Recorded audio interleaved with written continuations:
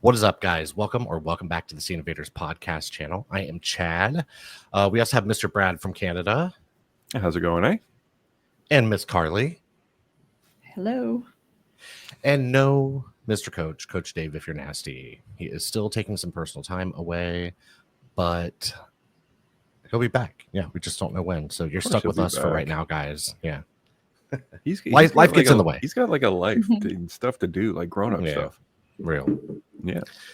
So like we've been doing lately, one of us each week has been nominating 4 movies, and the others get to veto until there is one left, and we watch that movie for the week. Well, last week, it was Miss Carly's week to put up her choices, and I had the agonizing decision of being the last one to pick between the final 2, which were both things that sounded wildly interesting to me. But what we settled on was The Invitation from 2015, directed by Karen Kusama. And I'm just going to start this by saying thank you for this movie. I loved this movie. Legit. This is one of those movies that I probably wouldn't have watched unless, it sounds bad when I say I have to. But yeah. I really, it was presented to me by somebody who's, taste I respect. So yes, I'll watch this. And I'm really glad I did. It was really good. Yeah. Yeah. I enjoyed this one a lot. Yeah, this was an excellent choice in every way, man. I really like this so much. This is the kind of thing. I watched the trailer after the fact. Okay, because I'm usually like that anyway, but I watched it up here by myself, and I went downstairs, and Chris was just finishing whatever he was watching on TV, and I was like, hey, play this trailer really quick, because I want to see like how they sold this movie, basically, because this movie hinges so much on you not knowing what's going on. You get a vibe something is not right, but it telegraphed it a little bit. Like you knew something you just didn't know quite what, but you didn't know the levels it was going to go down. Now I went in this to completely blind, because I sat around and I watched a movie called The Invitation, and I'm like, wait a minute, wait a minute, vampires in it? Where's poor man Tom Hardy? Oh, Logan Marshall. I watched this movie about this woman who her family died and the next of kin, and she got invited and ended up drinking blood and getting really strong and all this other like weird stuff. And I'm like, and then I text the group chat and I'm like, hey, what year Invitation movie? You said 2015. I'm like, so okay, I just watched the wrong movie. No, I have actually never seen that one. I never thought seen it looked that appealing. Okay. Yeah. Did you like it? It was okay. Yeah. Yeah. Fucking it was giving me like Twilight, but like 20-something Twilight vibes, kind of. Something like that. It was just weird. A lot of, why are you doing this to me? And just leave. Right. Anyway, well, we're not talking about that movie. We're talking about The Invitation. About some people get invited to a dinner party, and it looks like a lot of time has passed. Good, because these people getting invited to the dinner party could be the most awkward, ridiculous people to ever be invited to said dinner party of an ex-wife who's now with someone. And we're spoiling this, guys. She's now. She left the main character for a guy in the grieving, group or whatever that she was a part of, since they've lost a child together, which normally would be is a pretty common reason for couples to break up after they lose a mutual child. Well, they've both moved on. It's been 2 years. He's got himself a new girlfriend. She's got herself. This guy that she met in a grieving group, but there's a little sauce on this grieving group, right? And they invite a bunch of other people to this very beautiful house. Like it's amazing. It's like a group looking. Of friends who used to be a friend group, it seems. Yeah, are like kind of coming back together after some time. And the key of this house is there's no cell service. Yeah, that was important. That's a bad idea. Yeah, bro. I knew as soon as they said that, I was like, oh, okay. No, I'm not getting any service. Well, I don't like dinner parties, so we're leaving. And credits. That's my but yeah, so this movie, I don't know, is just blissful awkwardness. for quite a bit, and you feel very uncomfortable because you always put yourself in the main character's shoes, and you'd be like, "What are you doing there, dude?" But you see him just suffering through this, and it looks like all the people around him are kind of suffering through his awkwardness just to be there. But they're all trying to make nice and stuff, and so you got the ex-wife and her new beau that is trying to preach, I don't know, a bit of acceptance, love, honesty, cult-like kind of stuff. If you take a step back, when kind of like embracing death. Embracing death. Yeah. Which is not necessarily a bad thing, but it's a little weird for them. Yeah. When you pull it's a weird dinner party topic. Yes, especially the video when they show that, like on the laptop, and I thought that was weird. Yeah, they just like, we just kind of watched somebody die. Yeah, I thought it was. It's to accept death. And I'm like, well, listen, Yoda, like, we're not doing this. Not at a dinner party. What? Yeah, and then they played what was the game? I Want. I forget what it's called. So. Yeah, they were basically able to say, like, I guess something that they're too afraid to do, but they they just need to be honest. Yeah, like a group sharing activity, kind of. Yeah, and the one that could lead to all kinds of wild places. Yeah. Like really could. Well, because one guy, the one girl that I want to kiss so and so. Yeah, always have, and this is the dude's ex-wife. So she gets up and they start making out. They start like just like with a friend kiss, and then they start really like more passion. It's like, okay. Yeah, right. I was like, and this guy's married. His wife is at home. Yeah. And she's right there in front of her man. Yeah, exactly. But these people are clearly kind of sexually free as well. Yes. And on something. Yeah. Oh, yeah, for sure. Homegirl, I don't know the actress's name, she was great. Dinner party thrower. Oh my god, I was like, absolutely. Yeah, the wife, she was really good. Yeah. And they also have this other girl that kind of joins them almost like a pet. Yeah. Like she looked kind of like an unruly child. Yes, almost like a Manson disciple. Yeah. Especially when you saw her like silhouette full frontal, just kind of sitting there smiling at the guy at I forget his name. I don't want to call him poor man's Paul Hardy's Logan Marshall Green. Logan Marshall. Okay. He is fantastic. He is. He has a lot to do in this. Yes. Really, he can set the mood. I mean, he's a stunning looking guy. He's got perfect hair, and he's got these eyes that just evoke both sadness and a little despair, and I don't know, just kind of a bit intense. Like, I loved him in Upgrade. Upgrade is one of my absolute favorite movies. I love it too.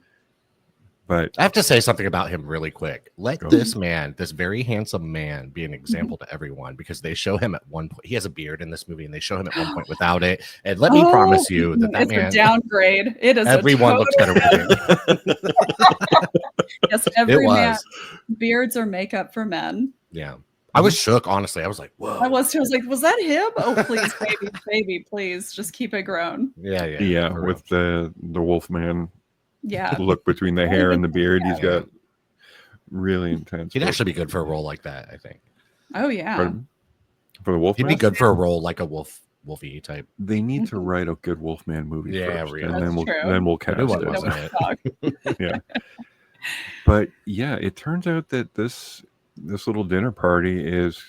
Oh, wait. Before you even get there... Like, it's your movie. You talk about it. Come on, tell me. Some shit is going to go down when John Carroll Lynch shows up. Yes, because that motherfucker is so creepy. He's so and he's so out of place here. Yes. He just does not feel like anyone else at this party. Well, yeah, when he showed up, he does not. I don't know. Everybody at the party had kind of like a cool look to him. They were like waspy, like yuppie. And then the doorman showed up. Like, so you're here parking cars? What are you doing here? He goes, no, this is our friend Pruitt. And I'm like, wait a minute, that's not a real name. Like, right. So I know there's something not wrong for with many. This guy. But yeah, I mean, I want to tell people about my wife. Okay, new guy, we've never met you. Mm-hmm. Well, I used to drink and I punched her and I killed her. Yeah, oh my God. He tells the story a lot more eloquently than I just did, but if you really want to jump down to it, that's what happened. I used to drink, I punched her and I killed her. I went to jail and now I'm out. Yeah. Okay. I'm going to find cell service and get me the fuck Uber and leave. For real. I'll walk down the road for it. Everybody's defending everybody. It's like, no, it's okay. It's okay. It's like, what is we? I mean, it's weird. It's not okay. It's weird. Yeah, but I get it though, because it is a group of people that seem to know each other really, really well, that have like drifted a bit. So it's bound to have like sort of this awkwardness, and then everybody's sort of on their best behavior in a way.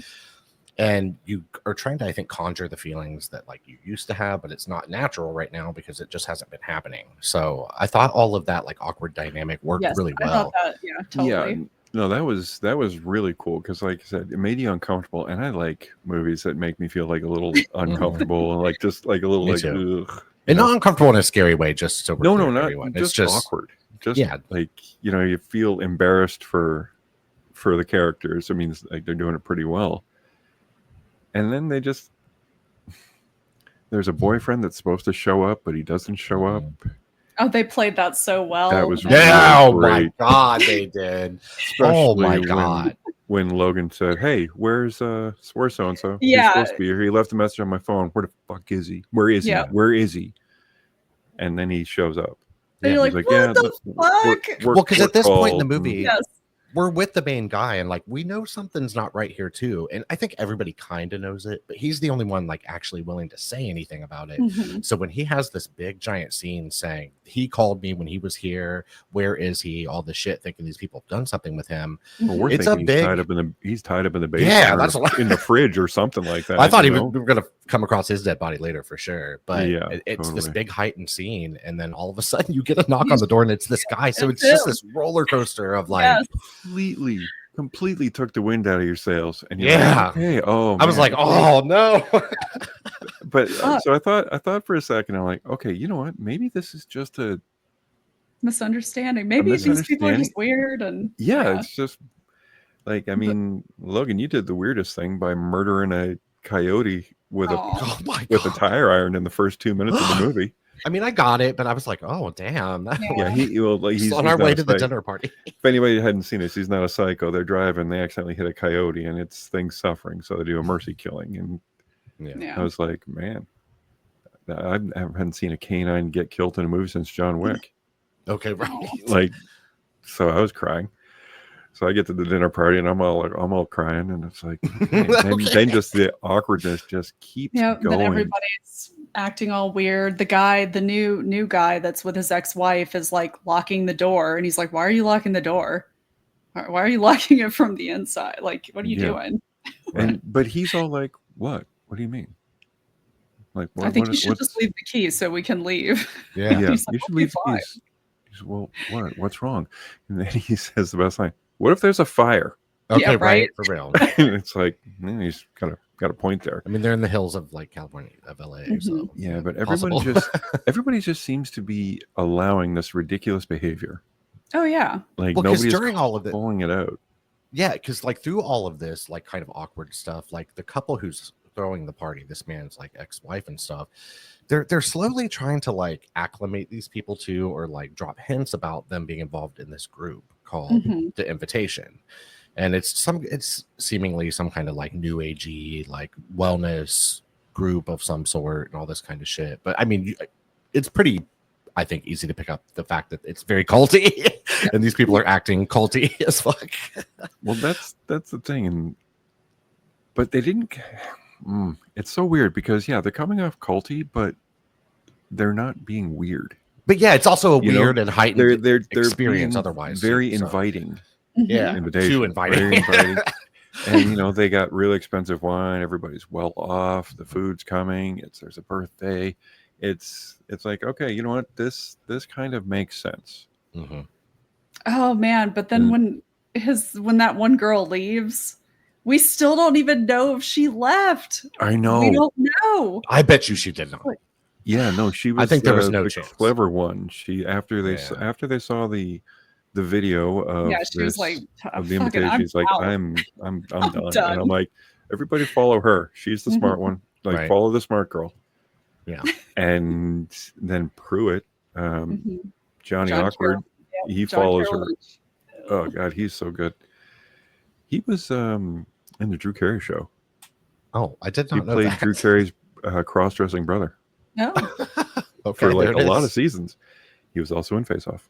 Played one of the prison guards. Yes. He's been in tons of shit, man. Yeah, he's been a working actor for a long time. But yeah, he follows her out and Logan stares at her, and then the husband is like, "What is your problem, man? Like, we invited you to our home. My friend offers to walk her out, and you're looking at him like he's about to steal something." And I'm like, we're all kind of looking at him like that. Right? Like, sorry, we're on Logan's side here because you guys are acting a little weird. Yeah. And then I'll just call her the pet girl. Well, when he's pet girl outside, she comes up and she's like, "So you want to have sex with me, right?"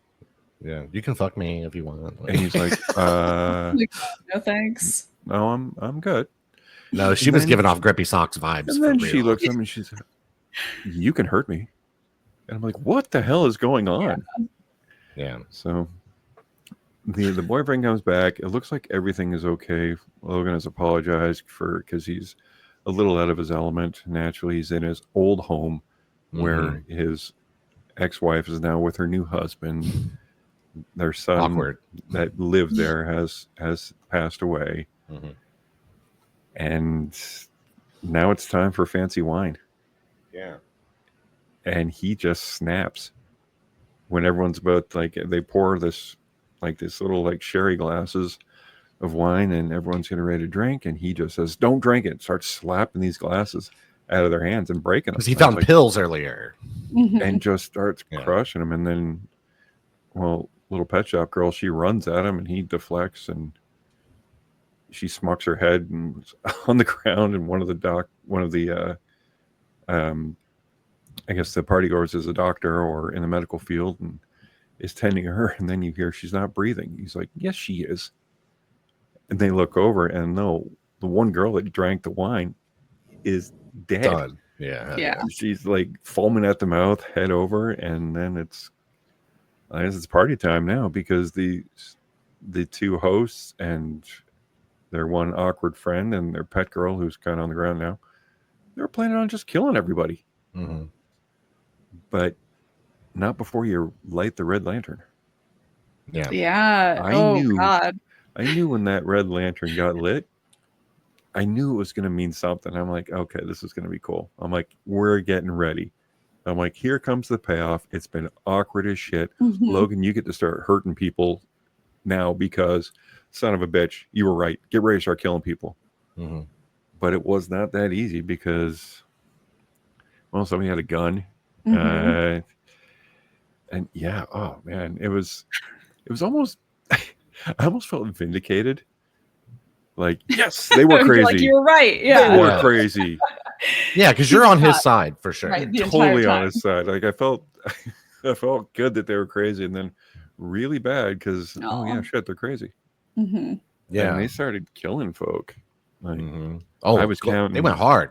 I was counting how many shots he had with the gun. Was it accurate? Okay. It was accurate. Okay. I thought it was. I was like, it I was thought accurate. Was it was 6? A 6-shooter, and they got 5 shots off. And so I'm walking, I'm like, he's only got one shot. You could really, if you thought about it, push your girlfriend in the way and then overpower him.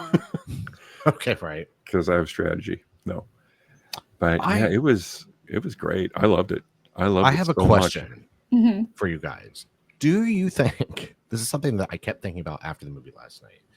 So, do you think if these people had like gotten on board, it almost seemed like they were trying to recruit, I thought earlier in the video in a way. And so do you feel like this was about that and the people who they couldn't just immediately get to join? It was like that they were to die tonight or whatever?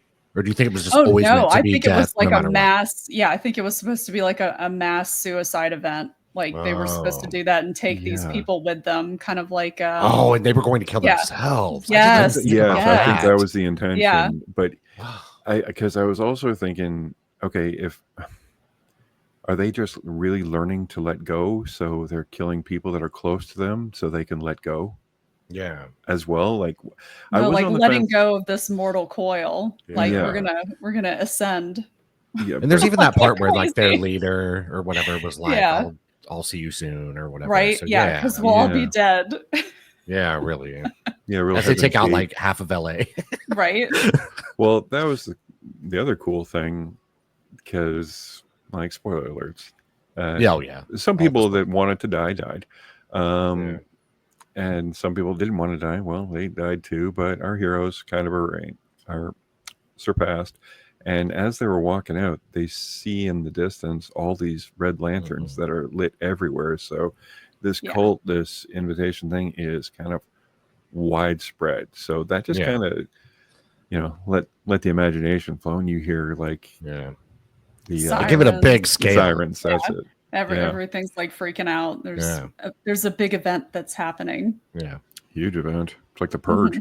Because I got that's what was happening, but I don't know why I was stuck on. Is this like were they trying to recruit? But I'm just stupid and like no, you're not. I was thinking that direction. No. But you know what? Thing is, you could be right. Yeah. I mean, it makes more sense.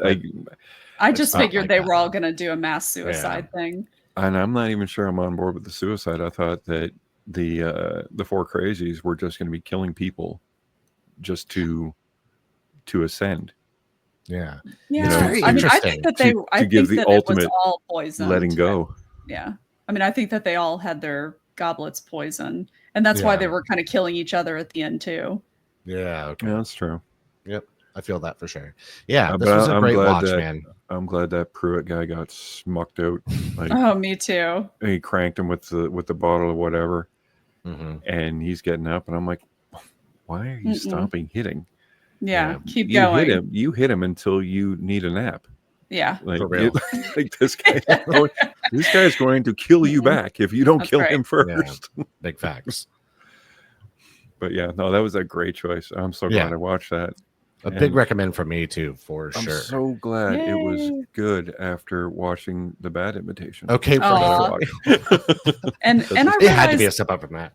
Yeah, and I'm glad that you guys both really enjoyed it, because I know that some people may not like it as much just because it is so much of a slow burn type thriller, but I don't know. I always found it very compelling, and it kept my interest the whole time.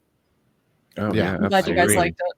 No, I was not bored once. I was like completely on board, and it was just it was like a coiled fist waiting for something to happen. Right. And then it kind of happened, but then did it really happen? And it's like everybody felt the way they were supposed to feel through the entirety. Yeah. And man, what really great performances. Oh my God, for sure. They were like, I mean, I don't know half the actors, which is great because I can't. Oh, that's that guy. That's that guy. Yeah, you don't want to focus on, someone like George Clooney or something like that. Right. Yeah. Nice to. That's facts. Yeah, but well done. I really, really enjoyed it. Yeah. Yeah. Watch it, guys, for real. 5 stars. But don't watch the vampire one. No. For real. No, that one's not very good. Not very good. And I like vampires, but I'm like, I don't think this is the movie Carly suggests. No. Yeah, right. Exactly. No. Definitely not. Watch. I was just going to say one other thing that I liked about it is that apparently it's like a true independent movie too. The writer and director had full creative control over it. So beautiful. That's how it should be, man. Yeah. That's so much why I respect like A24 and like Neon and stuff like that. Because they give their creators, like their directors, like control over the project, because they mostly like acquire movies too, so they don't necessarily produce a lot themselves, but they like pick movies up at so they're just picking up like an artist's vision probably that just didn't have any kind of release strategy for it otherwise. And I think that's cool. I think people should be able to express themselves. Independent movies are important. Oh yeah, they're extremely important, because if not, we've just been getting Jurassic World again. Afterbirth. Seriously, Jurassic World Afterbirth. Yep. Like whatever latest superhero fair is gonna track. And I love superhero movies, but it's like, yeah, I'm kind of had enough. But yeah, I just, well, I mean, an independent movie won the Oscar. Yeah, like it cleaned up at the Oscars. Yep. And I'm excited to see what he does next. And honestly, I hope it's not a studio film. Yeah. Karen Kusama, there was a movie I'm not positive of the name. I feel like it was Girl Fight or something like that back in the day, directed by the same person. Girl Fight. She also did Jennifer's Body. Yeah. She did a couple. I have never seen that was Megan Fox. Yes. No, not in The Invitation. Oh no! He's saying Jennifer's Body is Megan Fox in that. Yeah. Oh yes. Okay, I haven't seen that. I normally watch a lot of things that have Megan Fox in it. Well, coming up later with my choices, you'll have an option if you're in it. Oh, okay. With the volume off, but yeah. She's beautiful, I think. I love her. I think it's perfect. Just turn the volume down. Okay. Oh, I do. Just turn the volume down. She's done some good stuff. I've never seen Jennifer's Body, interestingly enough. I know I need to, for sure. Well, I guess we got homework, Chad. We got to. Okay, God. I stay having homework shit. It's tons of homework, man. But yeah, that was the movie of the week. I loved it too. This is highly recommended. And we'll get to mine later in the show. And I realized as we've been sitting here talking that I didn't load a slideshow. So we're going to figure out how that works a little bit later in the show. Okay. And yeah, Carly's going to take it away with what she watched this week. We have some crossover, her and I do, but we'll get to that as she progresses through her list. Yes. All right. So the first thing that I watched was Hell House LLC. Hell yeah. And I've been kind of watching some found footage movies in preparation for our next Creepy Corner video, where we're going to be discussing some of our favorites. Oh yeah. I'm looking forward to that. Yeah, and this one keeps showing up in different people's lists, so I wanted to check it out. Oh, there's one. Sorry, guys. Megan Fox. Speak of the devil. Okay, right. Speak of the devil. We found that. My computer's haunted. Speking of found footage. Oh my God. We're gonna roll that beautiful bean footage. I've got pictures of Megan Fox on my computer too. Don't worry. I figured out how to present my things later, guys. So that's good. I'm Chad. I'm a mess. Okay, God. Okay. Roll that beautiful bean footage. Fuck. You come here for the production quality, guys. Right, oh God, right. Yes. Stay for the humor. Yes. All right. Well, anyways, so getting back to Hell House LLC, that is a found footage movie. It came out in 2015. This was actually pretty effective. This was kind of tells a story of a group of younger adults. They go and buy this Abaddon hotel or motel that's been run down, and they decide they're going to fix it up for a Halloween haunted house, and all sorts of crazy shit starts happening. Clearly there's something wrong with this place. Yeah, I found it to be pretty creepy. And it's funny because Trey is actually showing this one to Ben right now. Oh, and okay. He told Ben, oh my God, I was like, I don't know if this is a good idea, but he tried to tell Ben it's real. Oh, like, so this is, you need to, yeah. I think he's wanting to kind of get that whole Blair Witch Project feeling for him. Yeah. You know, but yeah, I don't know. We'll see how that goes. And Hell House LLC is a little bit, like faster paced than Blair Witch and stuff like that kind of. So that one might hit him a little bit harder. So yeah. I love that. I wish my parents would have done that for me. I don't know, man. I hope he's gonna be okay. Yeah. Okay. Right. True. You might have a couple nights of anguish ahead of you, but it'll probably be okay. But yeah, I like this one too. I think it's one of the better. And God, this shit has spawned like an entire franchise. I saw that. I heard that the other two were like not good. Oh well, I didn't even know there were more than that. But yeah, there's one coming. Oh geez. Yeah. Yeah, I heard the other ones are not very good. I have not seen those. I haven't seen them. Yeah. I feel like I should though. I mean, I'm curious. Hell House LLC. Okay. Yeah. I like found footage stuff. I think it's very clever and like it can be so effective. Does this pass Dave's test? Is there ghosts? I don't think Dave would like this. No, Dave would probably not watch this. Yeah, I don't see that he would. Mm-mm. All right. Yeah, it might be a little bit too much for sure. So those ghosts. Not ghosts, but I mean, I want to watch it. I want to watch it. You just have to watch it. It's creepy. It is creepy. As long as you don't mind shaky cam and people shooting on a potato, basically.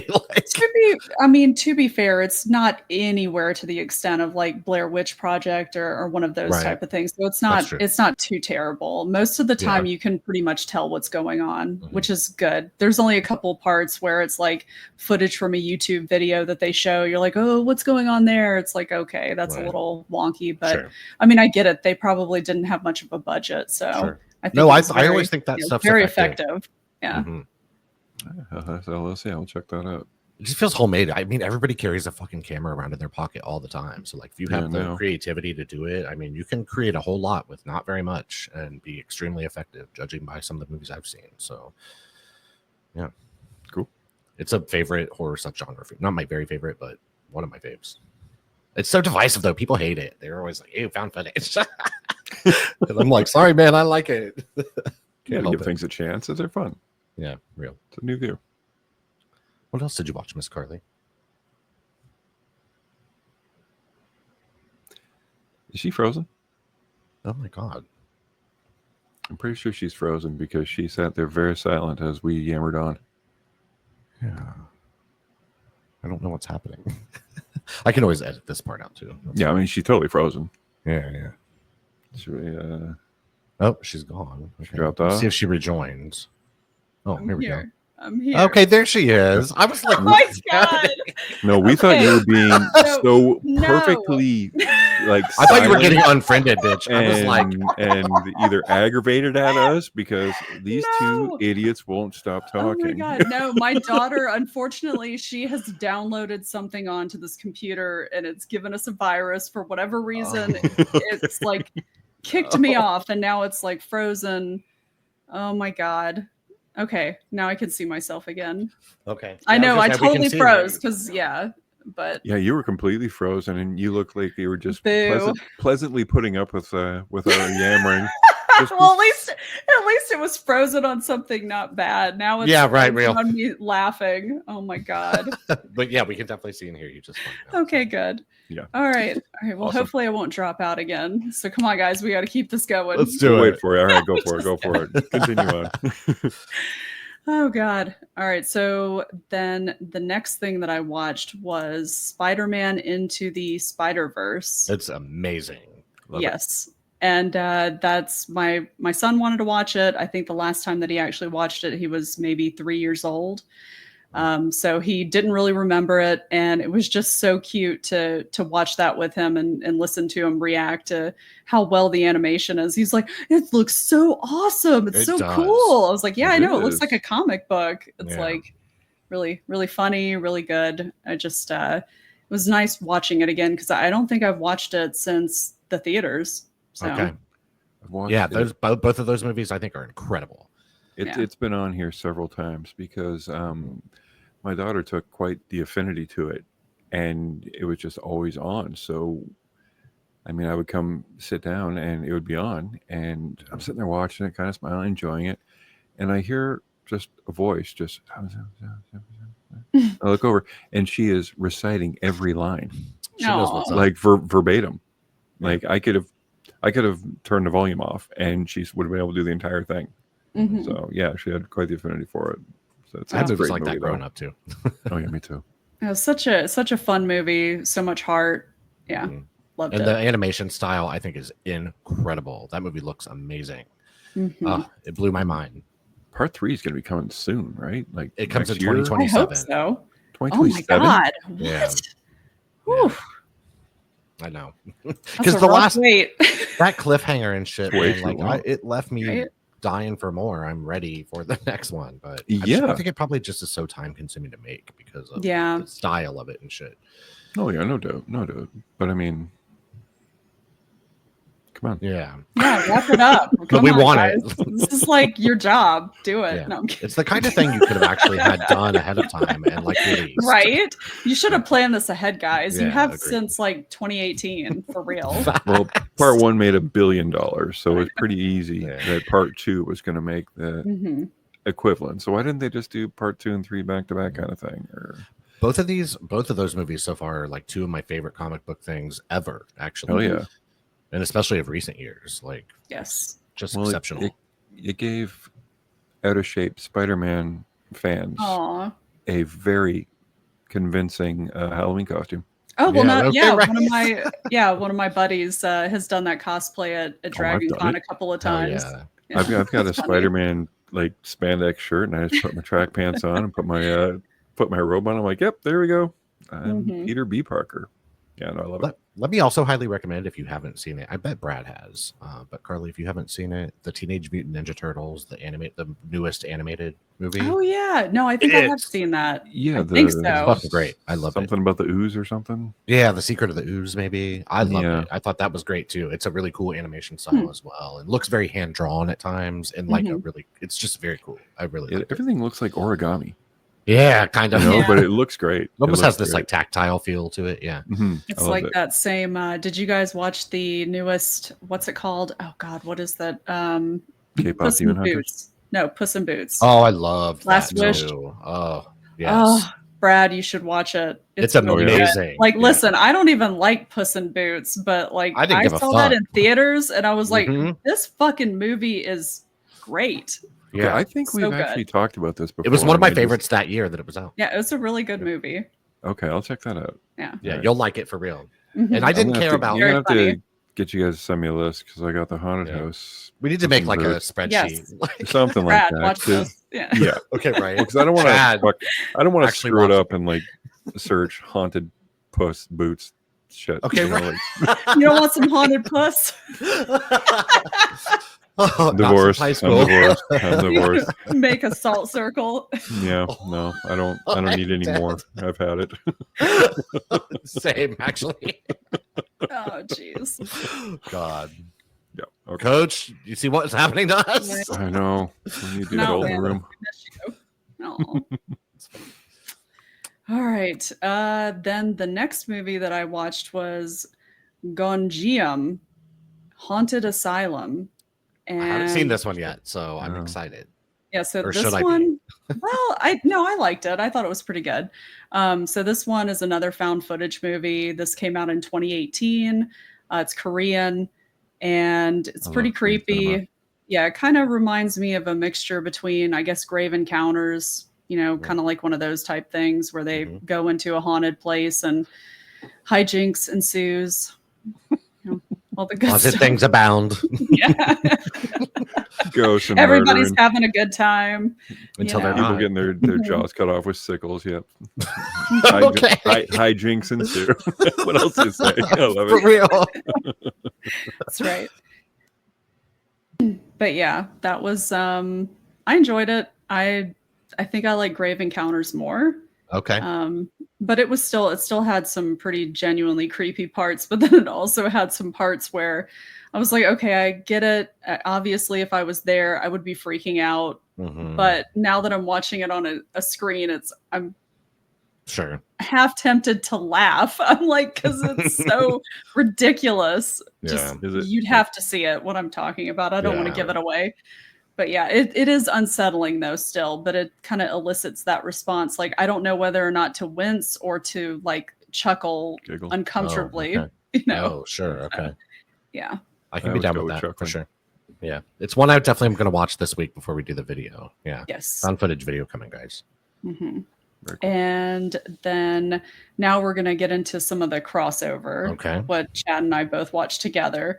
The first movie that we watched together was I Know What You Did Last Summer. Indeed. And the latest one? Yes. Yep. We know what they did last summer. We do. It's the same thing as the first movie, basically. Pretty much. It's fine. It is fine. I don't hate it. I don't love it. It wasn't offensive. It's kind of like the rest of the series. It's kind of perfectly mid. Perfectly mid. This is the series that literally embodies the word mid, I think. Yes. The which? I'm sorry? Bottoms of what? It embodies the word mid. Oh, mid. Okay. Yeah. Okay. They're fine. It's a passable enough, watchable enough slasher. The first one was kind of, I don't know. underwhelming. Kind of whatever. Yeah, I agree. Listen, I totally agree. I've never been a huge fan. I'm surprised that they really wringing the sponge dry on this franchise. Well, it's been fucking almost 3 decades since there's been one. I'm thinking, and so it's like, what? I don't know, man. I can't really buy getting snuck up on by a Groton fisherman with big rubber boots. Right. Well, this especially that sounds like a T-Rex. Yeah, like a T-Rex for real. But I liked that. I thought it made I know it did make it more imposing. Yeah, a little more imposing and kind of more menacing in a way. But they amp up those sound effects every footstep. He's sneaking up on people somehow until he doesn't need to be. Right, with them steps, every single one sounds like a bulldozer coming through the living room. No kidding. Dude. Yeah. Okay. Very dramatic. Yeah, it's okay. I was actually, and like I said, Carly and I have a video out on the Creepy Corner about this movie, a standalone video, and I was actually, like I said in that video, I was a little bit excited for this, even though I've never loved this series or whatever. There was a part of me that hoped that since they got Jennifer Love Hewitt back and Freddie Prinze Jr., that maybe there was like something like great here that was going to like reignite it. And it was like we have an idea. We're bringing this back after almost 30 years, and it's. Did these kids do the same thing the other kids did? No, actually, they really didn't do anything that bad. Okay. Yeah, I agree. Honestly, that's a big problem with the movie. Why didn't you write this better? Because I don't believe that these kids deserve to be like getting picked off one by one for what they did. Sorry. I don't know what they did last summer. So well, I'll tell you what they didn't kill somebody. They did not like literally throw somebody off of a dock and then leave them to drown like the first one. Yeah, they did not do that. Yeah, this one they inadvertently caused like a car accident on like a windy mountain road, and nobody. It was. I mean, it was their fault, but not like in some like super direct way or whatever. It was just them being kids. And I don't think there would have been anything that they could have done, even if they could have gotten down there to the beach before the authorities. That's what I mean. It's like it was not a convincing setup. No. All right, so this T-Rex murderer was just wanted to pick off some kids. Yeah, and this one's more of a whodunit. The other one's always had that aspect to it as well, but this one is more overtly whodunit. Like they want you to play a guessing game. Slasher.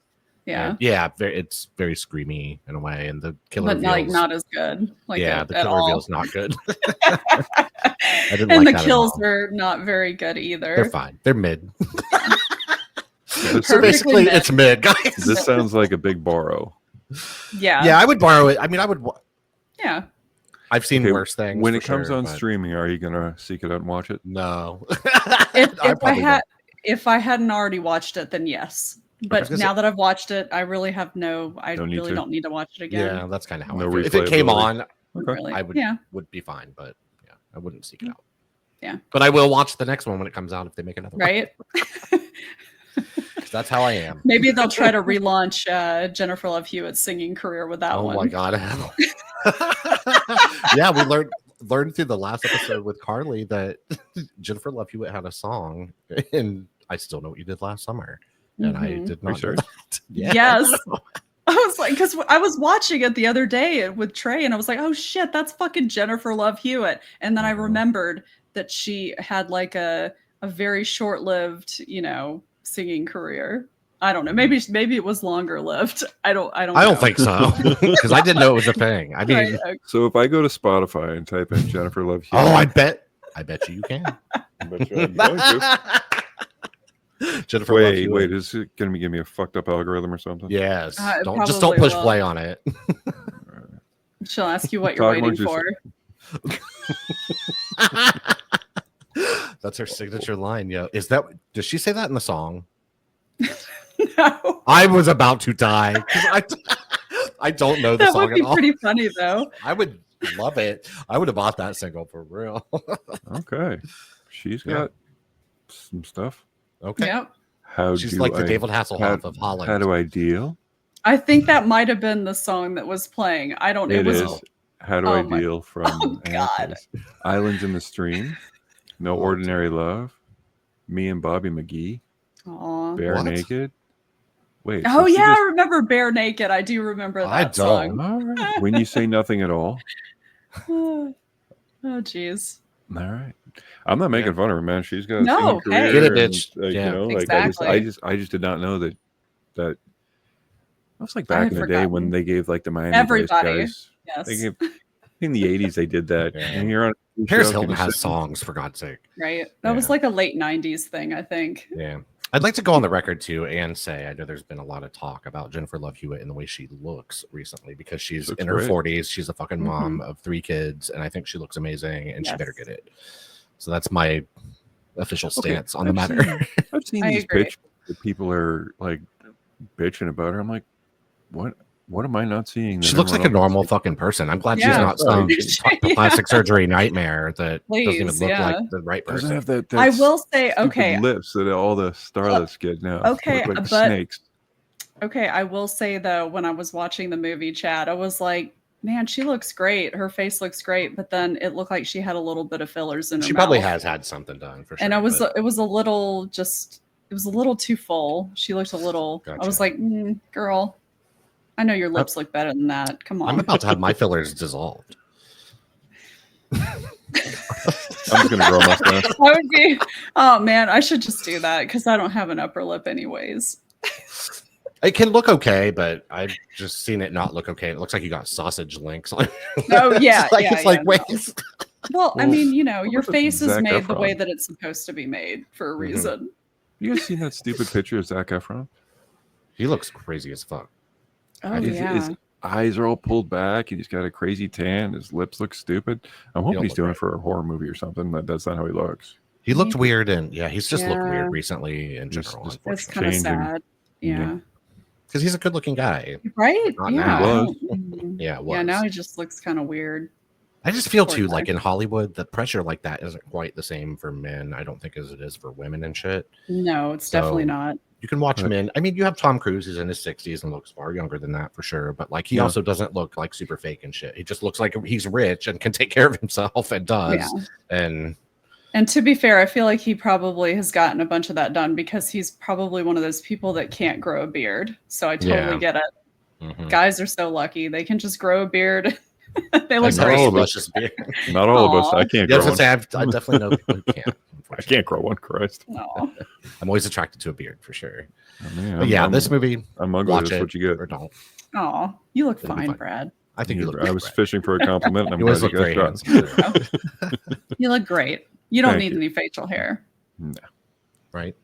And then the next movie that we watched, Carly and I both saw this. And we're not watching these together. We just happened to Oh my God. But we were amazing. Chad. Oh my goodness. I bet when you and I would have loved to have seen a camera on both of our faces when, when this movie started. Because this was a scream unseen. Yes. And this was the first time I've ever done one. I was super excited. But Chad and I were like, yeah, we think it's gonna be together. The whole world collectively as a nation. We're like, it's going to be together.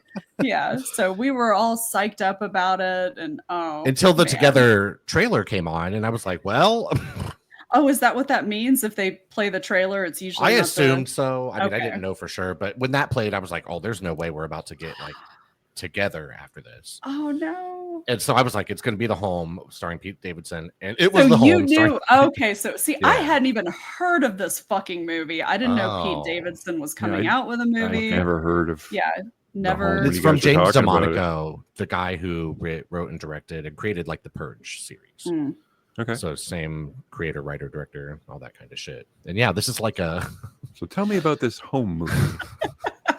It's a horror film with Pete Davidson where he's a bad boy and he has to go and work in an old folks' home for a while. But there is something sinister happening in this old folks' home that he is trying to get to the bottom to. And I didn't really like this movie, guys, but. I don't want to spoil it for other people because it's not even out yet. It's not out until this week. And even like critic reviews and shit aren't up for it. And I'm dying to see. I know. I can't wait to see what other people think about this. Because I found this movie unpleasant as fuck to sit through, unfortunately. I thought it was pretty obvious where it was going to go. And there was something that did not feel good about it to me. And I was like, ugh, this is giving me gross vibes. The last 10 minutes of it absolutely fuck and they fuck hard. Hard. But not hard enough to save everything that came before it for me. And yeah, it's a hard one to recommend for sure. I don't really recommend it. I'm not sure who it's for exactly. I don't either. Like there is intrigue to it, and yes, because there's a mystery at the center of this, but I think it's pretty obvious. Not maybe every detail, but it's kind of obvious to see. Something's going up. Yeah, and this is like how there's a mystery in the invitation, but that does it well. This doesn't do it well like that. So. And I think he also, Pete Davidson, plays the oldest foster kid ever. Like, how old are you, dude? I mean, I guess technically he's not living with his foster parents, but you've got this kind of backstory where, and this isn't spoiling anything, but you have this backstory where Pete Davidson has been raised by this foster family, and he has an older brother that was also, foster brother that had left the house prior to him, and come to find out he was very close to this foster brother. It's like there's this whole blood is thicker than what was it? What I forgot what it was. Basically it wasn't blood is thicker than water, because then that would be it was like one of those, but the opposite version. It was whatever. I'm dyslexic, so it was whatever the opposite of that is. But so you get that little setup, and then his brother has committed suicide like after he left the house. So he's been dealing with that ever since he was a kid. Mm-hmm. But and he robs people or he's just like a bit. Well, no, I think it's more like vandalism. He does like graffiti or whatever. Yeah. He's like getting in trouble for doing shit like that. Yeah. But he seems like a likable character, which is nice for Pete Davidson, because after watching him in Bodies, he was awful. He was so terrible in that movie. I liked him in that just because I thought it felt like he was just playing himself, basically. Yeah. So that worked for me. Here, he didn't quite work as well for me. I don't think he's not a good enough actor, I don't think, to kind of pull off some of what's required here. Because he has this like blasé thing about him a lot of the time when he speaks and stuff. It's very kind of like bland and like, I don't know, that's just the best way I could think to describe it, is a little bland. And but this movie, like, it's kind of violent in a way, and it's got some imagery in it that is kind of difficult to sit through. Like, if you have a problem with needles and eyes and shit like that, this might be kind of like push some buttons for you for sure. But I didn't really understand if it kind of wanted to be there. There were many parts where I laughed during the movie, and I was like, I don't know if I was supposed to laugh at that. Right. But then the ending is so batshit crazy that I laughed, but in a good way. I loved it, and I think that's the energy that was missing from the rest of this movie.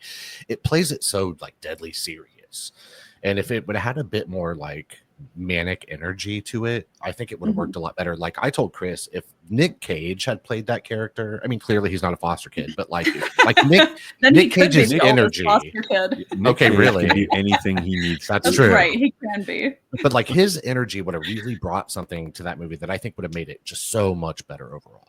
Because it would have taken like how serious they wanted it to be off of it. And I thought it was unpleasant, man. I really didn't care for this much. I gave it like a 1.5 out of 5 on Letterboxd. Yeah, I really. But if you're curious, so wait, it's not how'd you guys see this?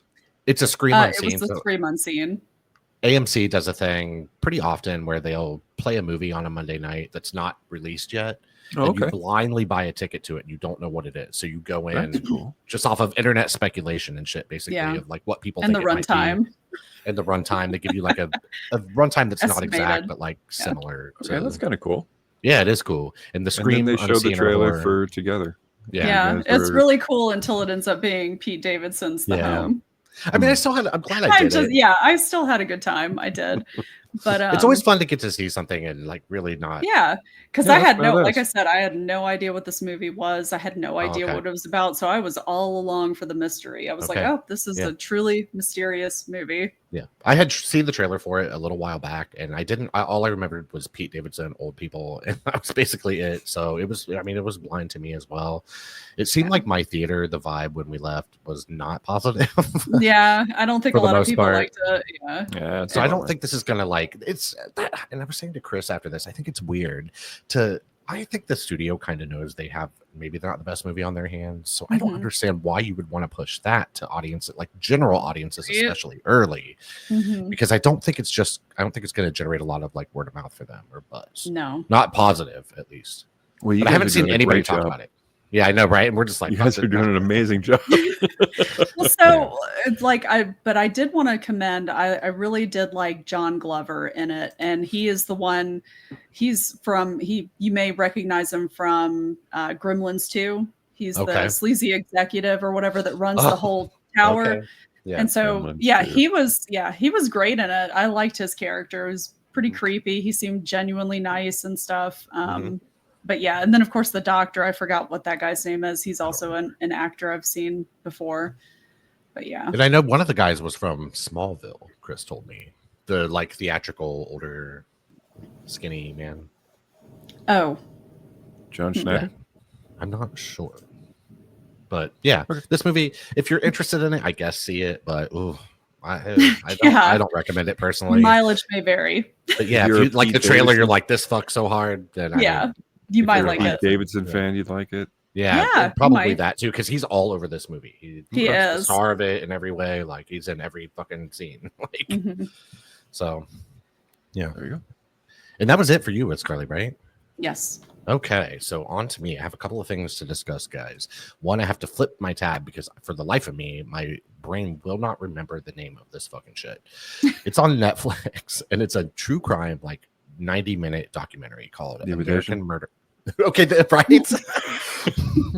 It's called American Murder, The Family Next Door. And this is about Chris Watts and Shanann Watts. They lived in Colorado. And basically, I mean, spoilers for a real life event or whatever, like he kills his wife and his 2 daughters and ends up getting found out about it pretty quickly and shit.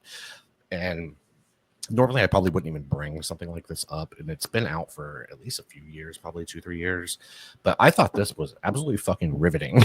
Like, the 90 minutes I was riveted to it the whole entire time, and I know this case and I was familiar with the story, but the way it's presented here is so hard to not be into, because it's a lot of like police body cam footage of like the day she disappeared and shit, and like seeing those initial police interactions like with Chris Watts and seeing his body language and his behavior, and a lot of like actual like text messages between the two of them on the screen and that kind of stuff. It just felt very real, and like you were really getting a peek inside something.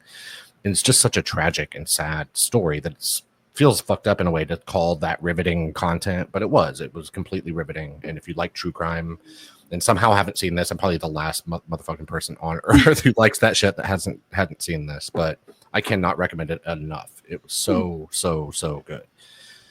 But I like true crime, so yeah. I had to throw that out there, guys. The other movie that I saw this week is the new Ari Aster film, Eddington. He has become one of my favorite filmmakers. Yeah.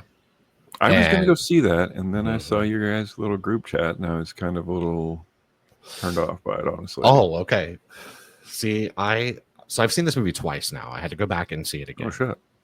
The first time that I saw it, this is Ari Aster's 4th movie, and I walked out away from it the first time thinking this is his least strong film so far. Okay. But I did like it. There was just some stuff that didn't quite sit right with me, but I could not stop thinking about it. So I was like, I'm going to go back and see this again. And it was one of those rare times where my score did raise a bit the second time. Like knowing what was happening, everything that was coming and what was going on and all that kind of shit. There's a lot to wrap your head around in this movie. It's about COVID, for God's sake. So it's a fresh wound on everybody's mind and shit. And it's very much about a sheriff of a town who basically does not want to comply with mask mandates, and his journey from there to try to become like the mayor, and all of the like quirky and weird like characters around him, and all this small town shit that's going on. And it is really like a lens on just the entire country or world during COVID, because you see all sides of the matter from every angle. And the one very smart thing this movie does not take a side. It just shows you the sides, shows you the lunacy on all the sides. Oh, that's tough if you were to take a side of anything like that. Yeah, because you're never going to win. Well, it would have been too divisive, because the characters you would suspect watching a movie coming out of Hollywood, that you would suspect he would talk down to as a character. He doesn't look at in a bad way. Okay. You actually feel for this guy, I think, kind of no matter where your stance was on like masking and all that kind of shit. He's made into a real person and not made fun of. And again, like you'll see left-wing shit too that like you probably agree with and all that kind of shit, but being made fun of because it can at the end of the day be a little bit ridiculous sometimes, just how far people are willing to go no matter what the cause is, to try to get their point across or do something that they think is important.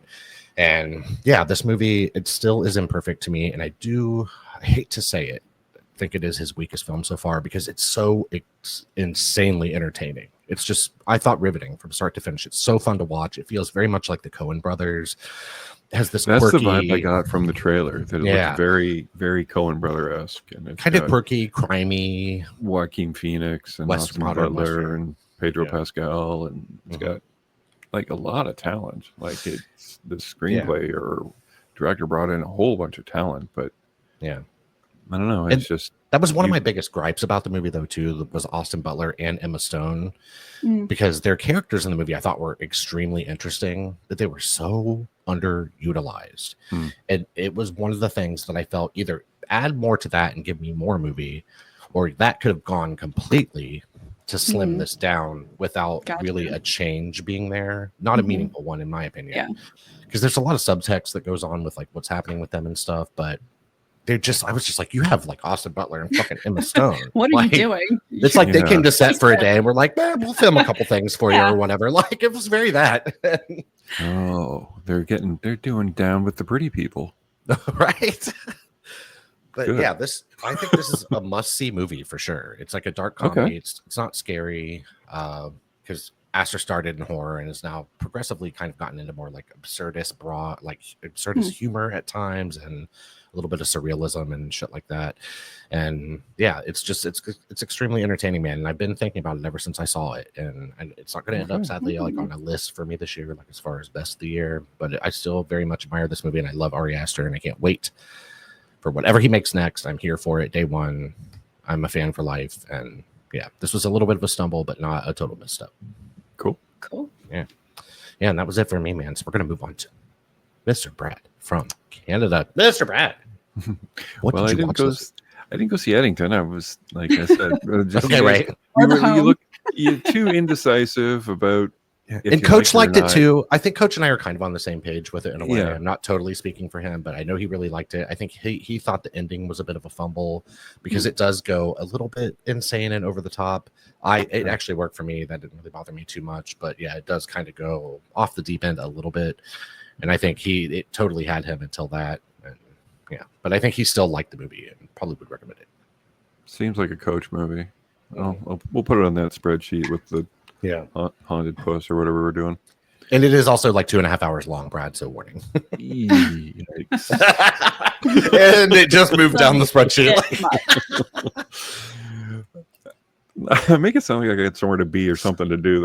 I get it. You know what I mean? I don't. I really don't. It's a commitment. It's a hell of a commitment. Yeah. Well, my commitment was to stay home and watch TV. This round, so I did not actually watch too much because I've been doing a lot of summer school with my daughter and just working around the house a lot. So #dad life. Being productive. I hung a birdhouse. There you go. I saw all the photo evidence of it. So yes, I was very proud. But as far as watching something, there was a 3-part documentary called Superpowers: The History of the DC Universe. And it's all dives in all about DC Comics and their origins and where they were, where they're at, where they're going. I've seen it all before. Okay. Is this a new thing? Yeah. Is it supposed to tie in with like the new DC stuff? It has some of the new DC stuff, but it really kind of just focused a lot on the creators. Of the guys that did it, like Joel Siegel and Schuster, the guys that made Superman. Bob Kane, Bill Finger, the guys made Batman.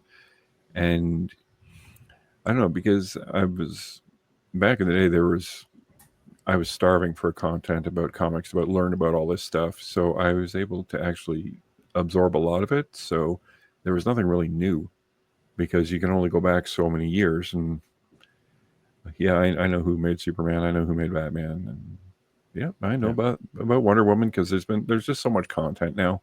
Sure. That if you are a big diehard DC fan, absolutely watch it. Okay. Have fun with it. But if you're an absolute diehard or DC you know nothing, fan, if you're a big fan, you're not going to learn anything new. Yeah. Maybe for someone like me who doesn't really know anything. And if you don't know anything about it, you have no desire to know anything about it. It's like a guy who's 50 years old who decides to take up smoking. Okay, right. Yeah, true. There it is. If I haven't done it now, I might as well start smoking. I'm 50, So yeah, I mean, it's well produced. I mean, it's colorful, it's pretty, but like I said, you've seen this before if you have any interest already in it. Okay. And, so that was a 3-part thing. So that was kind of a dip in and out. Watch a little bit, go do something, press play, go do something again. So it took me a long time to watch it, but yeah, definite borrow or even burn because you've seen it. Yeah, been there, done that. Yeah, pretty much. So then I watched I always have trouble saying live action remake because this had dragons in it. Okay, yeah. Those real life dragons. So yeah. How to Train Your Dragon, the latest fare with live actors. But I did see a meme that made me laugh really hard. It said it must have been really hard to find and actually get a dragon to look like Toothless, the one from the cartoon. Right. Okay. And it was fun. Mm-hmm. It was as fun as the animated one because it was pretty much shot for shot the exact same movie. Okay. They didn't change anything, really. So I mean, yeah, basically you've seen this movie. Yeah, which begs the question of why. I think it's just to take another bite at the apple, just to get some more revenue. Because I know I want to discuss this actually because their live action remakes seem to be all the rave, or they were at least.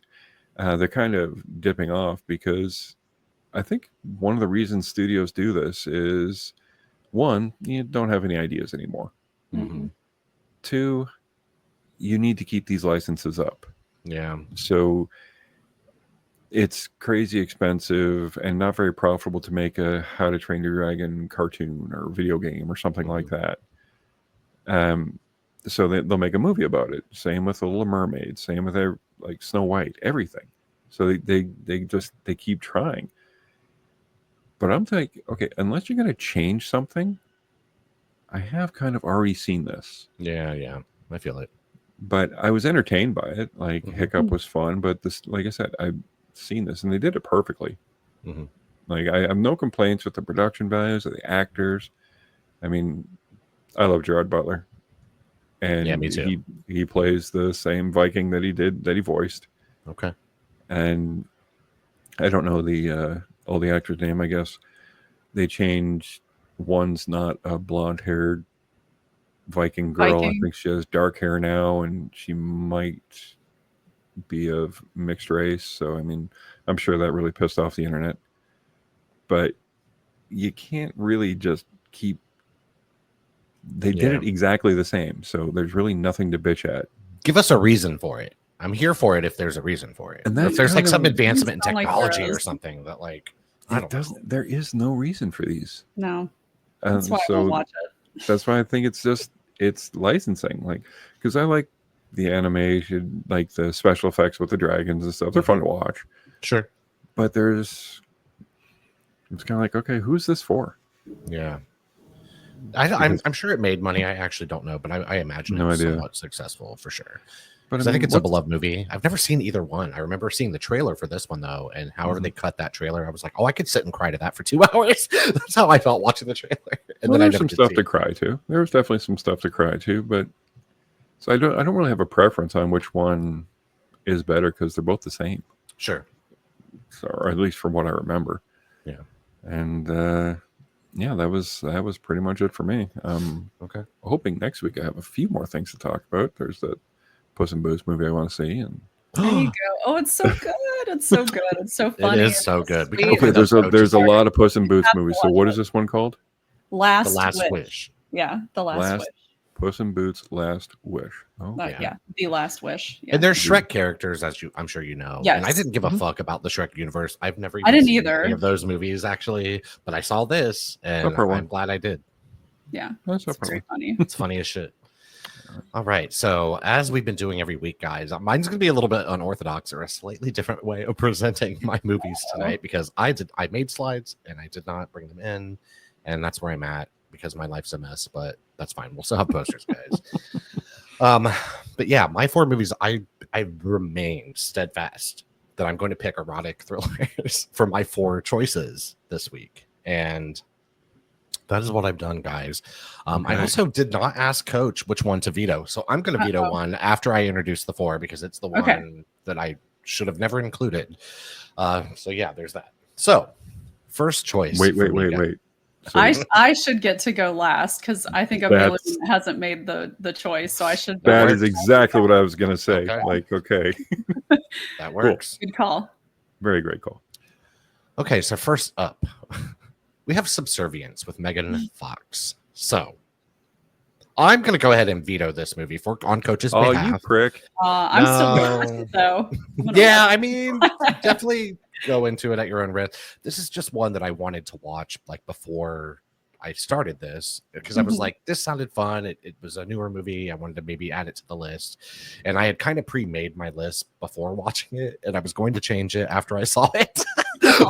But here it is, guys. Subservience with Megan Fox. It's like she's like her on. Yeah, I was about to say. It's like an AI robot who that gets purchased by this family or whatever. Like, mom of the family is sick and all this shit, and dad needs help around the house with the kids. She's like a nanny robot. Oh wait, so housekeeper. They let dad go shopping, and this is the one he picked. Imagine that. No. And they play that off too, which I thought was funny in the movie because this is the one his daughter wanted. And she's a little girl. She was like, I like this one. I want to take her home, all this shit. And I was like, of course, the hot as fuck, like Megan Fox looking robot has to be the one. And so is this kind of like, I was going to say, is this kind of like a The Hand That Rocks the Cradle? It has vibes of that a little bit for sure. Oof. Basically, she becomes obsessed with the man of the house and she's trying to fuck. And she ain't nobody getting between her and her man is basically what this is about. But it's just okay, guys. I didn't really love this that much. I had a few laughs in it, and that's what I was hoping for with this, was kind of like unintentionally funny or like winkingly funny. And it does have a little bit of that, but not enough, really. Whereas all the rest of my choices are extremely solid and very good. But watch this at your own risk. It's on Netflix or whatever. Okay. So the next film I'm going to present, I'm having to bring these up individually, guys, sorry, is the much talked about, oh my god, where did it go? Oh, there it is. Nurse 3D. Nurse 3D. Starring Paz de la Huerta. This is your bondage, fetish, nurse, thriller, fantasy come to life. It is it's amazing. It's absolutely amazing. I mean, look at her outfit. This is basically the way it's like the nurses at the hospital where she works dresses. It's like Hooters, but not a hospital, basically. And she is, this isn't spoiling much, guys. She's a serial killer and taking out unfaithful men. That's like her MO and shit. But this movie has some fucking one-liners that I will forget. I'll remember them for the rest of my life. Parts of this movie I'll never forget. It's an absolute blast to watch. It's trash. It knows it's fucking trash. And that's why it's amazing. It knows it's just absolute trash. All right. She's only wearing one glove. Sell me on it. No, I'm kidding. And it's got some sex in it, but a lot of like sexuality and just absolute fuck tons of nudity. My God. I know. I was like, my picks are weird, guys. I have some strange choices. I disagree. But okay, right. But even if this doesn't get picked, it's worth your time in every single way. Oh, you've talked about this movie quite a bit. Yeah. My next choice is from 1980. I'm pretty sure it is Cruising, starring Al Pacino, directed by William Friedkin. And this almost is like a giallo in a way. Yeah, it's got sort of those vibes in a way, but it's a little bit more like he's basically an undercover cop, and there's like a serial killer in like the gay leather or bondage community, and it's about trying to like get to the bottom of that. It's just a classic gay movie for sure, a classic, I think, horror movie, a minor classic in some ways, and it's a fun watch, man. I really like this one quite a bit. Grimy and gritty and very New York feeling and all of that kind of stuff, and yeah, it's just fun. New York in the 80s. Yeah, absolutely. And then my final choice, which is probably not going to be a surprise to anyone, I don't imagine, but we have Body of Evidence starring Willem Dafoe and Madonna. And Madonna is something in this. And this movie, it's so bad it's good to me. This movie, I think, thinks it's good, but it's actually not. So that makes it even better. Whereas Nurse is like trash and it knows it's trash, this is trash that I think thinks it's a little bit more highbrow than what it is. So then it like comes across as like campy, and that way like unknowingly campy. But this is packed full of like crazy fucking sex and a crazy like murder mystery at the heart of it, and a performance from Madonna that is fucking something else, guys. Like, she's so bad. But it's amazing. You're really selling it. Say bad or good? No, yeah, it's so bad it's good. She's definitely not traditionally good, but she's a huge reason why this movie worked. And it's just a hell of a something. I've actually been on there. We have a friend of the show, BS Drunk Pod, movie reviews, and then Brad and I have both been on the show. And I actually, Body of Evidence was one of my movies that I picked. So they asked me to pick a movie, and then we all talk about it. So I picked this, and I also did Nurse 3D, and they both loved my choices. They named me as one of their best guests that year because they loved the movie choices that I picked. So yeah. So now the choice is yours, guys. I picked Leon the Professional and Boy Kills World when I went on. So yeah, different choices. No, that's good. I just wanted something like kind of trashy and fun and easy to talk about and popcorny and stuff. I was trying not to go like too serious, but they would be good for that too. Like, they're very open-minded about anything you want to. Oh yeah, they're pretty great. So check out their channel for sure. Totally. All right. So Mr. Brad, you're going to be the first one to veto, and I'm sorry I don't have a slide with all of them up. So if you have any questions, please let me know. All right. So you got rid of Subservience. Megan Fox, Sex Robot Girl. Darn. No, I'm kidding. Yeah, don't be mad. Everything else is way better. I think I'll watch it anyway. But no. Yeah, I mean, lay on your sofa on a Sunday and throw it on. Here's the thing. You can do worse. There's only one movie out of the three that I haven't seen. And yeah, I know the other two pretty well because they're a couple of my favorite movies. Okay. So this is tough because they're both good. They're both good. But yeah, I'm gonna have to veto Body of Evidence. Oh, because a shocking change of events. I really didn't expect that. No, because I can't watch that scene again with Willem Dafoe. I was like, which one? when they're banging on the car and all the glass is cutting his back. She breaks that, like, she takes her high heel and like breaks the glass and throws him down in the car to fucking shit. And she's like rubbing him through like the broken glass. Yeah, that was not good. That's not good. Yeah. That's not good. So yeah, it's great. Carly, watch this movie though, for real. You have to. And I think it's on Tubi. Oh, it's also in Plex. It's on Plex. Okay. They had all these movies added to Plex. Yeah. Cool. Yeah. So I got a veto Body of Evidence. Ooh. So now Carly is between Nurse 3D and Cruising, starring Al Pacino. Two very different movies. I know. I already feel like I know where this one's gonna go, and I'm not mad about it. Do you? Yeah. Do you really though? Yeah. True. I don't know. Because I don't know if I feel like, okay, wait, is Nurse 3D? Does that like? Is it 3D? It was shot in 3D. Yeah. Sure. Okay. And you could tell that there are moments where you can see where that would have been a 3D moment in the movie. Do I need them blue-red glasses? No, you definitely don't. It's just shown as normal. It's a blast. All right, which movie has more sex in it? I would say probably Nurse 3D. Is there oh jeez. And Corbin Bleu is in it. And Niecy Nash. Who? Niecy Nash. Nash? Oh, I like her. Yeah. Yeah.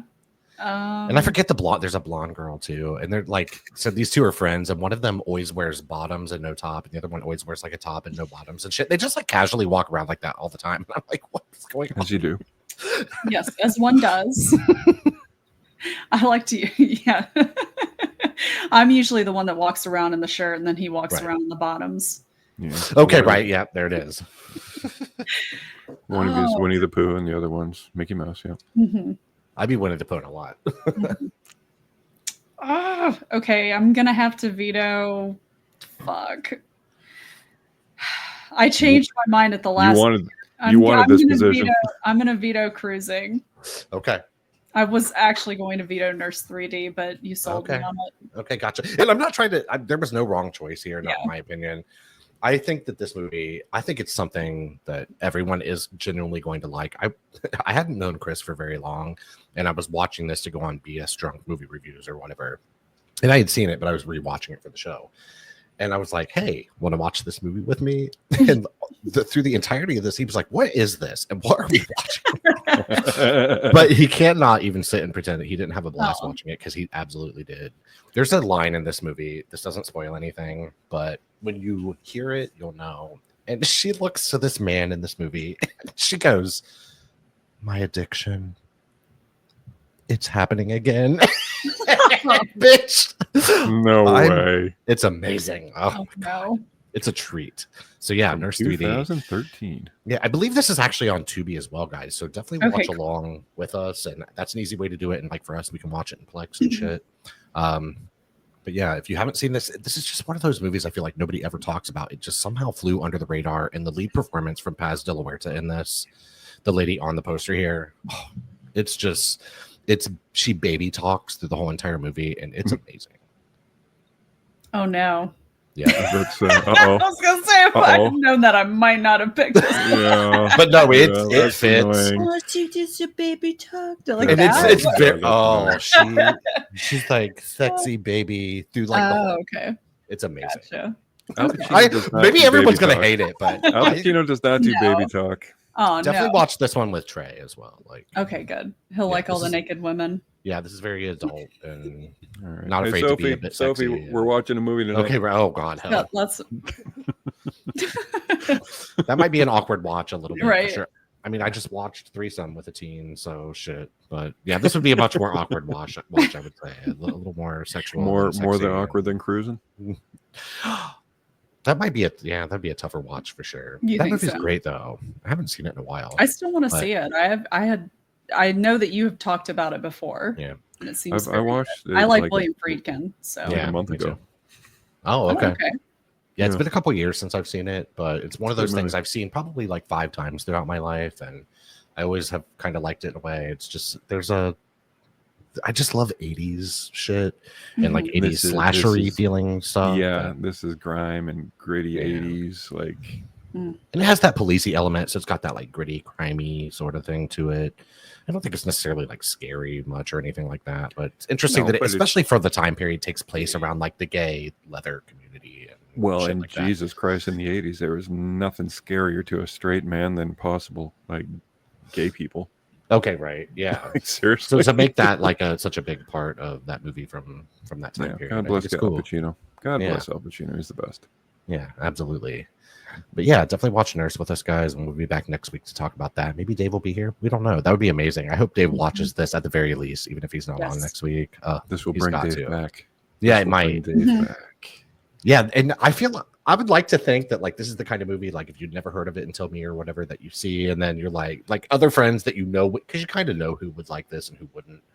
After you see it, that you would turn to them and be like, oh, I found this great movie, and they'll be like, oh, I've never heard of it, and then you turn someone else onto it. It's just kind of one of those small word of mouthy, like, but it's not like cheap. It's pretty slick and doesn't look low budget or anything like that. 3D. I mean, geez. 3D, yeah, for real. 3D. They don't just make 3D movies. They cost like $1 trillion. Right. Yeah, right. And also, like Carly mentioned earlier, her and I are working on a video of some of our favorite found footage movies, and this is. I'm looking forward to that. It's hard. That look cool. It is. There's very so many things I like. I know at least one movie that's definitely on there, but I've got to figure out the other two. I've been making a list on my phone. Like every time one pops in my mind, I pull out my list and add it, and then I'm just like, oh shit, I gotta pare this list down though, because I'm really trying not to pick like the usual suspects. Exactly. Because we're not sitting here saying these are the best ever made. These are just some favorites. Yes. Yeah, because I love Blair Witch. It's amazing. And Paranormal Activity. Love everybody talks about it. Yeah, I agree. So this is to hopefully shine a light on some lesser known and more fun little treats. That's why Carly's list was so heavy in found footage this week. I like it. I need to get on that and do that. So do your homework, man. That's it. I got some homework myself. Beyond all the movies I have to watch that you guys recommended, is there anything you guys are looking forward to? Going to check out this week? Fantastic Four. Yep, I'm gonna go see it tomorrow night. Oh yeah. Probably Friday. But yep. Are you guys like excited for it? I'm not. Or is it just a movie you have to see? I was not excited at all about it, but then after I watched a couple of just spoiler-free videos on some critics that I see, it's getting good. That I know that that they at least give their honest opinion. I may not always agree with it, but at least I know that they're giving me their honest opinion, and I liked what they had to say about it. I was like, oh, okay, I might like it then. So. I mean, I like all the actors in it, and like I said, big comic book fan, but I've never ever been a fan of Fantastic Four as far as comics go. It was kind of like, yeah. I've never seen any of the other movies. I didn't read the comics. In the comics, I liked. There was the one comic crossover, Civil War. Oh, okay. I liked them in that, but I don't know. I was told that they're not doing too much Fantastic Four things, so I'm like, okay, so I like them when they're not them. But yeah, I don't know. Fantastic Four, like the first Marvel's first family, all the hoopla around it. I never saw the appeal, but yeah, I like Pedro Pascal. I do too, but man, God, he's been fucking everything. He really is. He's a workhorse. Yeah. He's just so popular right now. It's crazy. Like, he's going to be on this podcast in a while. Yeah, right. He'll be on next week, guys. He's going to watch Nurse 3D. Is on this podcast. That's real. Pedro.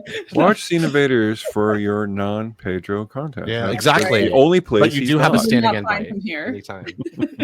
But he is welcome. You just oh yeah, I'd have one. Yeah, I'd like to pick your brain about Eddington a little bit. Or just name a movie and or any movie. And he's even been cast in some of our recastings and shit. So he's got work for a long time, guys. Oh yeah. Can't wait to see him in Nurse 3D. Oh my god. That's a remake I could get behind. As long as somebody loves it like they should, it could be amazing. Very cool. All right, so Fantastic Four seems to be on everyone's radar. So yeah, and Together, but that's not. They had sneak previews of it tonight at one theater near me. Right, Together. I know. It looks so scary. Bad. I know. It's so gross. Yeah, that look. I don't know. I saw the trailer. Especially the eyes. Oh my god. That part. Every time I see that part, I'm just like, ugh. Weirded me out. Really weirded me out. And I know Weapons is coming soon, but not. I think it's not until August. Maybe the first. Yeah, I want to see Weapons. I'm excited. I love Zach Cregger. I loved Barbarian. I loved it. Oh yeah, that's a great. So that was scary. So. It was such a treat just seeing that in theaters because I just kind of went in blind for that one too, and I was like, oh my god, because especially the beginning is so genuinely creepy, and then you get that whole like 180 when Justin Long's character is introduced, and you're like, oh my god, what is that? Where'd he come from? And it was the end with the fucking like coming like basically bursting through a wall and like tearing the guy's arm off, beating him with it. I'm just like, you could never know where that movie is going on a first watch. This turn into a freaking what's it called? Like a trauma movie?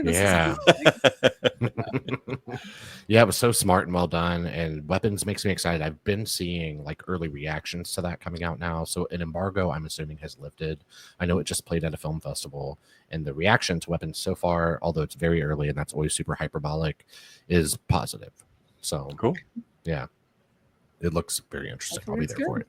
Hyperbolic. That's a great word. Well, all those first fucking review reactions are all people who like want a blurb. Oh, I know, right? The fucking poster and the trailer or whatever. So they're all like, "This is the greatest fucking movie I've ever seen in my entire life ever," in so many words, or a different variation of that. Like that Megan Fox movie, Don't Turn Her On. Okay, right? Cold Steel and Sex Appeal. Cold Steel and Sex Appeal.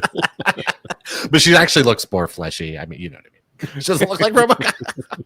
She looks fuckable. Well, I mean, she gets fucked in it. Spoiler alert, I guess. Like, it's about now I don't have to see man. it. Like, now I don't have to see it. The sex robot gets fucked. Imagine that. Well, I had so many questions about that, though. I was just like, you know what? I mean, it's not the kind of movie that you go into too seriously or try to look too deeply into. But yeah, I was just like, Don't you guys ever see Ex Machina? Yeah, I love it. It's amazing. Oof. That movie scares the shit out of me. I have been, since you bring that up, really quick, guys. So I've been listening to a lot of podcasts at work and shit because I can. So I've been listening to shit about like how AI is going to kill us all, basically. And also a lot of shit about simulation theory. And it had me think of like Ex Machina and shit like that, the AI stuff. So yeah, it's a great movie. I need to rewatch that. Oscar Isaacs. And yeah, I do think AI is going to kill us, guys. I mean, not like right away, but this is our end. It might be our undoing. Kill us how? You mean like robots? Well, I think it's going to get to a point, at least from the stuff that I'm listening to, it has people on both sides of the argument for sure. But I think the heavier side of the argument is that this is not a good thing because it's going to progress past a point that humans can comprehend how to deal with it. Yeah, I can totally see that. And that's where it starts to, it becomes its own entity. I feel like we're all kind of past that point. But we're fucked in so many other ways. Yeah. AI, I mean, just put it on the list. Yeah, right. That's what I'm saying. And I think like in our lifetime, I don't think it's as much of a threat, but like a little further out, like within 100 years, that kind of shit. We just kind of opened a box of something, or the box is actually probably okay now, but they're going to keep progressing this box to become more and more powerful until it's beyond what humans are capable of controlling. So yeah, scary. I know, right? So the podcast on just a really light note. Like, yeah, we're all gonna die. The AI's gonna kill us. So watch before movies. You die, watch Nurse 3D. Have sex. Be with your family. Watch movies. Yeah, that's it. Love each other. Yeah. There you go. Live a good life, man, for sure. Before AI gets us. Before AI gets us. Well, I mean, but also too, if we're just all in a simulation, does it even matter? So, like, that's been the other side of the fucking coin I've been on is simulation theory shit. It's fascinating. I don't know what I think about any of it. What shook me to find out about simulation theory is the amount of like brilliant and prominent people who like actually like this is a thing. But it's compelling and it's fascinating shit to listen to. And yeah, weird. Better not be in a goddamn simulation. It's like the Matrix, bitch, for real. Well, no, because if we are and we all get out, I'm gonna find the son of a bitch that wrote my story. I'm like, really? All that, eh? Real. Everything? I had some masochistic Sims player controlling my motherfucking life. Like, absolutely. Because that's what it feels like. Some masochistic Sims. Yeah, some sadist writer just doing his thing. For real. God. All right, guys. Let's end this. We're trying to end this right. Yes. But thanks for coming back, guys. Watch Nurse 3D. Go watch any of the movies we talked about if we liked it. Even if we didn't, go watch it and make up your own mind about it and all that kind of shit, because that's all we can do. And then next week, we'll definitely be back with the podcast. It sounds like everybody's going to see Fantastic Four, so we'll definitely be talking about that. Otherwise, I don't know what else is coming out this weekend. Probably not a lot to go up against Fantastic Four. Because that's going to be the moneymaker. Oh, well, The Home that Carly and I saw is out this weekend as well. That's sort of the counter programming, I guess. Yeah, and that's go see Fantastic Four probably is my like prejudgment on that is like you'll probably have money better spent doing that. But yeah, join us next week, guys, and come back for Chad and Carly's Creepy Corner, found footage coming soon, and we'll see y'all next time. Good night. Peace. Bye.